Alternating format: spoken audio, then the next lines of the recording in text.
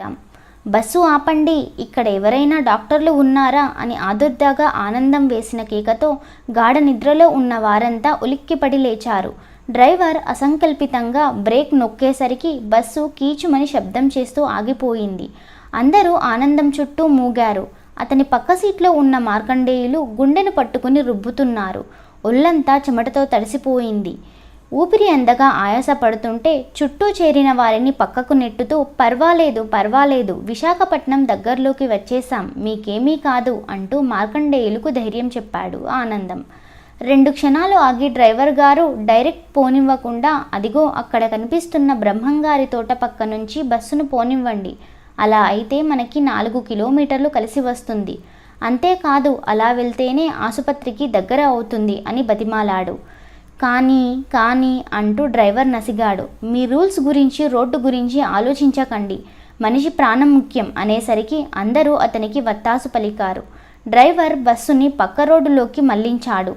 ఆనందంతో సహా అందరూ ఊపిరి పీల్చుకున్నారు. ఎట్టకేలకు బస్సు ఆసుపత్రికి చేరింది. ఆనందంకి ఆసుపత్రి యాజమాన్యంతో బాగా పరిచయం ఉండడం వల్ల అతని పూచీకత్తుపై మార్కండేయులని ఐసీయూలో చేర్చడం జరిగింది. సకాలంలో మార్కండేయుల్ని ఆసుపత్రికి చేర్చడం వల్ల గండం గట్టెక్కింది. మర్నాడు సాయంత్రానికి గాని అతనికి స్పృహ రాలేదు. కళ్ళు తెరవగానే ఆనందం చేయి పట్టుకుని కన్నీళ్లు కారుస్తూ, మిమ్మల్ని ఆ దేవుడే పంపాడండి, బస్సు ఎక్కిన దగ్గర నుంచి మీరు స్నేహపూర్వకంగా నాతో మాటలు కలుపుదామని ప్రయత్నిస్తుంటే నేనే పొగరుతో పట్టించుకోలేదు. ఎంత తప్పు చేశానో ఇప్పుడు తెలుస్తోంది. ఈ రోజుల్లో మీలాంటి వారెవరైనా ఉంటారా అన్నాడు. అయ్యో దాందేముందండి, నా స్థానంలో మీరున్నా అదే పని చేసేవారు అన్నాడు. లేదు మీ స్థానంలో నేనుంటే అలా పట్టించుకునేవాడిని కాదు, నాకెందుకు వచ్చిన ఇబ్బంది అనుకుంటూ సీటు మారిపోయేవాడిని. ఈ లోకంలో నాలాంటి స్వార్థపరులే ఎక్కువ అన్నాడు. సర్లే అది వదిలేయండి, మీరు ఇప్పుడు బాగున్నారు కదా, మీ వాళ్లకు ఈ విషయం తెలియజేయాలి అనగానే అతని భార్య మహాలక్ష్మి నంబర్ ఇచ్చి, వాళ్ళు చార్ధామ్ యాత్రకు వెళ్ళారు, అక్కడ సిగ్నల్ ఉంటుందో లేదో అన్నాడు సంశయపడుతూ. ఆ మాట వినగానే ఆనందం గుండె గుబేల్మంది. చార్ధామ్ యాత్రికులు వరద బీభత్సంలో ఇరుక్కున్నారని, చాలామంది ప్రాణాలు కోల్పోయారని టీవీలో చూశాడు. తను ఆ విషయం మార్కండేయులకి చెబితే తట్టుకోలేడని దాచి, నిజమే అక్కడ సిగ్నల్ ఉండదు, అయినా ప్రయత్నిస్తాను అన్నాడు ఆనందం.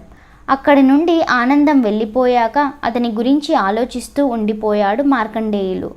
అతనికి బస్సు ప్రయాణం గుర్తొచ్చింది. నమస్తే, నా పేరు ఆనందం, మీ పేరు అన్నాడు బస్సులో అతని పక్కన కూర్చొని పరిచయం చేసుకుంటూ. మార్కండేయులు పరధ్యానంలో ఉన్నట్లు నటించాడు. అయ్యా, నా పేరు ఆనందం అని చెప్పాను, మీ పేరు అని మరోసారి ప్రశ్నించాడు. అతని మాట తీరులో ఏ మార్పు లేదు. మార్కండేయులు సమాధానం కోసం ఎదురుచూస్తున్నాడు. విషాదం అనే సమాధానం ఇచ్చాడు. అందులో కాస్తంత వెటకారం తొంగి చూసింది. అదేమీ గమనించని వాడిలా, ఏమన్నారు, వినోదం అన్నారు కదూ, బాగుంది, ఆనందం వినోదం, మన జోడీ బాగా కుదిరింది అని నవ్వాడు. మార్కండేయులు విసుగ్గా చూసి, ఏదో జోక్గా అన్నాను, నా పేరు మార్కండేయులు అన్నాడు. ఓ చిరంజీవి అన్నమాట, బాగుంది అన్నాడు మెచ్చుకోలుగా చూస్తూ. మార్కండేయులకు చిరాకు పుట్టింది. చిరంజీవి కాదు, పవన్ కళ్యాణ్ కాదు, మార్కండేయులు అంతే అన్నాడు విసురుగా. కొత్త వాళ్లతో అలా మాట్లాడడం సంస్కారం కాదు అని అనిపించలేదు అతనికి. ఆనందంకి ఏం మాట్లాడాలో తెలియలేదు. కొద్ది క్షణాల తర్వాత నోరు విప్పాడు. మార్కండేయులు శివుని వరం వల్ల చిరంజీవి అవుతాడు అంటూ చెబుతుండగా అడ్డుకున్నాడు మార్కండేయులు. ఆ కథంతా నాకు తెలుసండి, దయచేసి మళ్ళీ నా పేరు ఎత్తకండి, ఆ పేరంటేనే నాకు చాలా చిరాకు, పాతకాలం నాటి పేరు పెట్టి నాకు అన్యాయం చేశాడు మా నాన్న అంటూ విసుక్కుంటుంటే, అయ్యో ఎంత మాట అనేశారు, ఎంత మంచి పేరండి అది అని చెబుతుండగా మళ్ళీ అడ్డుకట్ట వేశాడు. అబ్బబ్బా, నన్ను విసిగించకండి అనగానే చిన్నబుచ్చుకున్న ఆనందం మరో మాట మాట్లాడలేదు. ఎవరితోనూ మాట్లాడకుండా ముంగిలా కూర్చోవడం ఆనందంకి కష్టంగా ఉంది. కబుర్లు చెప్పుకుంటూ ఎంత దూరం ప్రయాణం అయినా అవలీలగా చేసేయడం అతనికి అలవాటు. ఎప్పుడూ అలాగే జరిగేది. ఇలాంటి ఘటన తగలడం ఇదే మొదటిసారి. అయినా అతను నిరాశపడలేదు. పోనీ వేరే ఏదైనా టాపిక్ మార్చితే ఉపయోగం ఉంటుందేమో అన్న ఆలోచన వచ్చింది. సినిమాల్లో ప్రస్తావన ఎత్తాడు, రోడ్డు మీద కనిపిస్తున్న బ్యానర్లను చూపిస్తూ. పెద్దగా స్పందన లేదు. తర్వాత రాజకీయాల గురించి మాట్లాడాడు. కాస్త కదలిక కనిపించింది. ఏవో 2-3 మాటలు మాట్లాడాడు. కోట అయిపోయినట్లుంది. మళ్ళీ సైలెంట్ అయిపోయాడు. టాపిక్ మార్చి క్రీడల గురించి మాట్లాడడం మొదలుపెట్టాడు. అందులోనూ అతను ఇంట్రెస్ట్ చూపించలేదు. ఇతనికి నేనెందుకు నచ్చలేదు, కారణం ఏమి ఉంటుంది అనుకుంటూ తలగొక్కున్నాడు. ఆ ప్రశ్నకు సమాధానం దొరక్క. కానీ ఆ సమాధానం మార్కండేయులు దగ్గర ఉంది. బలిష్టంగా, ఆరోగ్యంగా, వయసు పైబడిన తరగని తేజంతో మెరిసిపోతున్న ఆనందం అంటే అతనికి అసూయ. అతను ఎందుకు అలా ఉన్నాను, నేను ఎందుకు ఇలా ఉన్నాను అనుకుంటూ అలా ఆలోచిస్తూ ఉండిపోయాడు. ఇలా గతమంతా గుర్తుకు రాగానే మనసుకి చేదుగా అయిపోయిందతనికి. ఎంత మూర్ఖంగా ప్రవర్తించాను. ఆయన మంచివాడు కాబట్టి ఇవేమీ మనసులో పెట్టుకోకుండా నన్ను ఆదుకున్నాడు అనుకుంటూ పశ్చాత్తాపంతో కుమిలిపోయాడు. ఆనందంకి అంతా అయోమయంగా ఉంది. తోటి ప్రయాణికుడు కదా అని మానవత్వంతో సాయం చేయడానికి ముందుకు వచ్చాడు గాని తాను చిక్కుల్లో పడే అవకాశం ఉందేమోనని గాబరా మొదలైంది. పాపం అతని కుటుంబీకులు ఏమైపోయారో. కర్మకాలి సొంత మనుషులను పోగొట్టుకుంటే ఈ వయసులో అతన్ని ఎవరు చూస్తారు? ఆసుపత్రి నుండి డిశ్చార్జ్ చేశాక అతన్ని ఎక్కడ ఉంచాలి? ఆసుపత్రి బిల్లు ఎలా కట్టాలి? ఇలాంటి ఆలోచనలతో అతని బుర్ర బద్దలైపోతుంది. ఆ రోజంతా ఫోన్ కోసం ప్రయత్నిస్తూనే ఉన్నాడు. ఏ ప్రయత్నం ఫలించలేదు. వాళ్ళందరూ ప్రాణాలు పోగొట్టుకున్నారేమోనన్న భయం అతన్ని ఆవహించసాగింది. బాగా డీలా పడిపోయాడు. కానీ సాయంత్రానికి వచ్చిన మెసేజ్ అతనిలో ధైర్యం నింపింది. సుమారు 15 మిస్డ్ కాల్స్ ఉన్నాయి. ఎవరు అన్నది ఆ మెసేజ్ సారాంశం. వెంటనే బదులిచ్చాడు. మార్కండేయులు గారికి గుండెపోటు వస్తే ఆసుపత్రిలో చేర్చాము. ఇప్పుడు బాగానే ఉన్నారు. నేను ఆయన తోటి ప్రయాణికుడిని. పేరు ఆనందం అని. మళ్ళీ 1.5 గంట తర్వాత కానీ మెసేజ్ రాలేదు. అదృష్టం బాగుండి అందరము ప్రమాదం నుంచి గట్టెక్కాము. కానీ ఎప్పుడు తిరిగి వస్తామో చెప్పలేము. మీరు ఆయన్ని కాస్త కనిపెట్టుకుని ఉండండి. వీలు కుదరగానే ఆసుపత్రి బిల్లు పంపించేస్తాం అని మెసేజ్ వచ్చింది. అప్పటికి కానీ అతను కుదుటపడలేదు. మీరు గాబరా పడతారని అసలు విషయం చెప్పకుండా దాచాను. చార్ధాంలో వరదలు ముంచెత్తాయి. అయితే మీ వాళ్ళంతా క్షేమంగా ఉన్నారని సందేశం వచ్చింది. ఫోన్ మాత్రం కలవడం లేదు. ఈరోజు మిమ్మల్ని డిశ్చార్జ్ చేసేస్తున్నారు. కొన్ని రోజుల పాటు కదలకుండా విశ్రాంతి తీసుకోవాలని చెప్తున్నారు. ఈ పరిస్థితిలో మీరు ప్రయాణం చేయకూడదు. మీ వాళ్ళు వచ్చే వరకు కొన్ని రోజులు మా ఇంట్లో ఉండండి అన్నాడు ఆనందం. తన దుస్థితిని తలుచుకొని కన్నీరు కార్చాడు మార్కండేయులు. కాదని చెప్పడానికి అతనికి మరో దారి లేదు. కన్నీరు కారుస్తూనే తలూపాడు. అతని కన్నీరు తుడుస్తూ, బాధపడకండి, కష్టాలు వస్తాయి పోతాయి, మనం ధైర్యంగా ఉండాలి అని సర్ది చెబుతున్న ఆనందానికి మనసులోనే 1000 దండాలు పెట్టాడు. ఆనందం బలవంతం మీద అతని ఇంటికి వచ్చాడే గాని అతని శ్రీమతి, పిల్లలు ఆదరిస్తారో లేక ముఖం మార్చుకుంటారో అన్న భయం అతన్ని ఆవరించింది. ఆనందం కొడుకు కూతురు అమెరికాలోనూ ఆస్ట్రేలియాలోనూ స్థిరపడ్డారని తెలిసేసరికి కొంత భయం వీడింది. ఆనందం శ్రీమతి వాసిని ఆదరంగా ఆహ్వానించడంతో మిగిలి ఉన్న భయం కూడా పోయింది. అతని కళ్ళు మళ్ళీ చెమర్చాయి. ఆ మర్నాడు మహాలక్ష్మి భర్తతోనూ ఆనందంతోనూ ఫోన్లో మాట్లాడగలిగింది. విశాఖపట్నం చేరుకోవడానికి మరో 1 వారం రోజులు పట్టవచ్చు అని చెప్పింది. మార్కండేయులు గురించి దిగులు పడవద్దు అని భరోసా ఇచ్చాడు ఆనందం. ఆనందం ఇంట్లో గడిపిన 1 వారం రోజుల్లో చాలా విషయాలు నేర్చుకున్నాడు మార్కండేయులు. జీవితాన్ని ఎలా గడపాలి, ముఖ్యంగా వార్ధక్యం వచ్చాక ఏ పనులు చేయాలి, 60 ఏళ్ళు దాటాక జీవితంలో ఎలా ఉండాలి, ఇలాంటి విషయాలన్నీ అతనికి అనుభవపూర్వకంగా తెలిసొచ్చాయి. ఇంతకాలం తాను ఎంత అవివేకంగా బతికాడో అర్థమైంది. ఆ వాస్తవాలు గ్రహించగానే అతని కళ్ళల్లో నీళ్లు తెప్పించాయి. ఉద్యోగంలో ఉన్నంతకాలం క్యాంపులు, ఇన్స్పెక్షన్లు అంటూ ఇంటి పట్టున ఉండేవాడు కాదు. భార్యతోనూ పిల్లలతోనూ ఆనందంగా గడపడానికి ప్రాధాన్యత ఇచ్చేవాడు కాదు. కుటుంబంతో గడపడం అనే బాధ్యతను ఎప్పుడూ విస్మరించేవాడు. ఒక నియమం లేదు, నిబద్ధత లేదు. ఎంతసేపు ఉద్యోగంలో ఉన్నత శిఖరాలను అధిరోహించడం ఎలా అనే ఆలోచనే. తను అనుకున్నది సాధించడానికి ఉన్నత ఉద్యోగులను, పెద్దవాళ్ళని మంచిగా చేసుకోవడానికి మందు పార్టీలు ఇచ్చి తాను కూడా పీకల దాకా తాగి ఆరోగ్యం పాడు చేసుకున్నాడు. బాణపొట్టతో ఊబకాయంతో 62 70 ఏళ్ల వాడిలా కనిపిస్తున్నాడు. స్నేహాన్ని స్వార్థానికి ముడిపెట్టడం వల్ల అతను పదవీ విరమణ చేశాక స్నేహితులంటూ ఎవరూ మిగల్లేదు. అందరూ అవసరం కోసం అతను చుట్టూ చేరిన వారే. ఆఖరికి భార్య పిల్లల్ని కూడా ఆత్మీయుల కోవలోకి చేరకుండా చేసుకున్నాడు.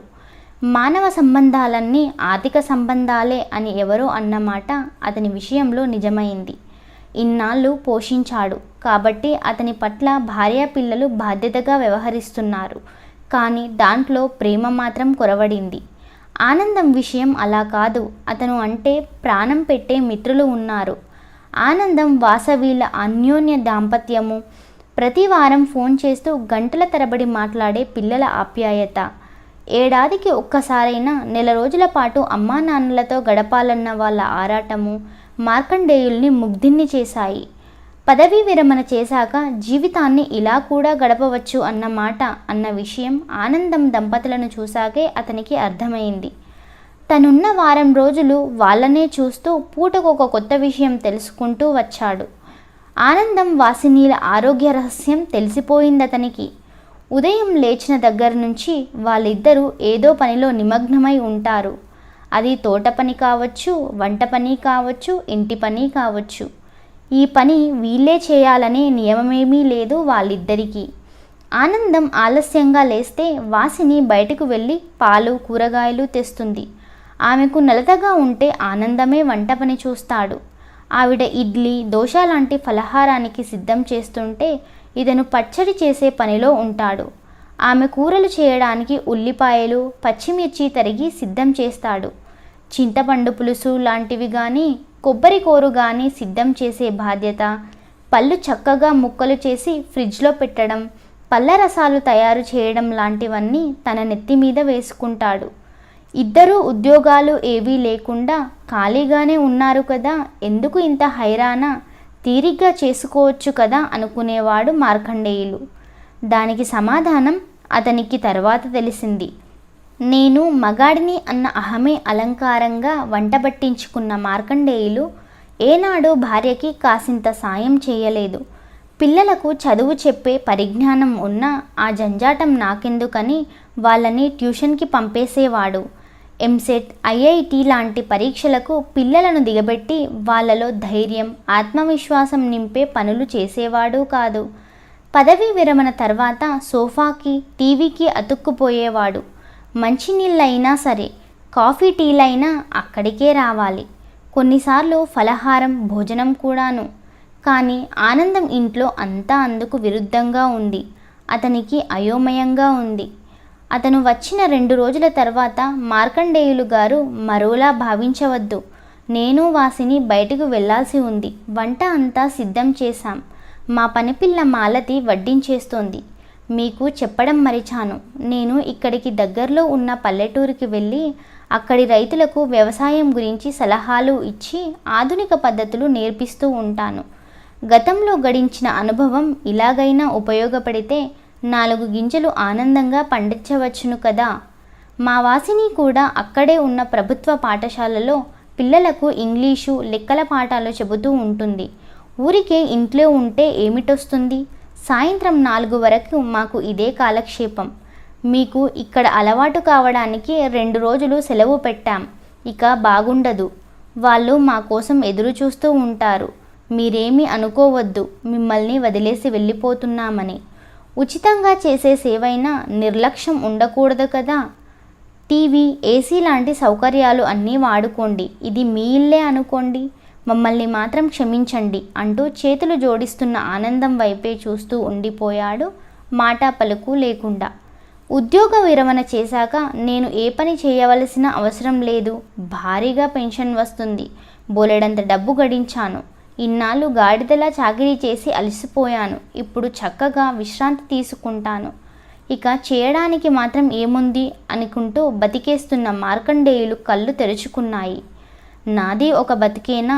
ఇంతవరకు ఏదో వయసు ఉంది కాబట్టి ఎలాగోలా నెట్టుకొచ్చేశాను. ఇప్పుడు వచ్చిన వార్తా బాధలు అధిగమించాలన్నా, ఆరోగ్యంగా ఉండాలన్నా చురుకుగా ఉండాలి. ఏదో ఒక పనిలో నిమగ్నమై ఉండాలి. సమాజానికి కాస్తో కూస్తో సేవ చేయాలి.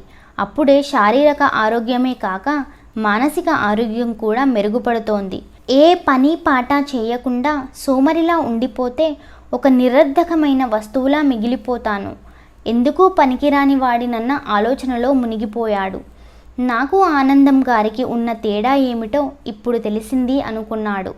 భూమి మీద ఇంతమంది ఉండగా తనకే ఎందుకు వచ్చింది గుండెపోటు అని తెగ బాధపడిపోయే మార్కండేయులకు తనకు వచ్చిన గుండెపోటు ఇప్పుడు ఒక వరంలా వచ్చింది. ఏ ఉద్దేశంతో అన్నారో ఆనందం గారు మార్కండేయులు అంటే చిరంజీవి అని. ఆయన చలవ వల్లే బతికి బట్టగట్టానేమో. ఏదైతేనేం ఆ గుండెపోటే నాలో మార్పు తెచ్చింది కదా. ఇది ఒకందుకు మంచిదేగా అనుకుంటున్న అతని పెదవులపైన దరహాసం మెరిసింది. ప్రశాంతంగా కళ్ళు మూసుకుని ఇకపైన తనెలా జీవించాలన్న విషయం గురించే ఆలోచిస్తూ ఉండిపోయాడు. Thank you for watching. Please do subscribe for more videos.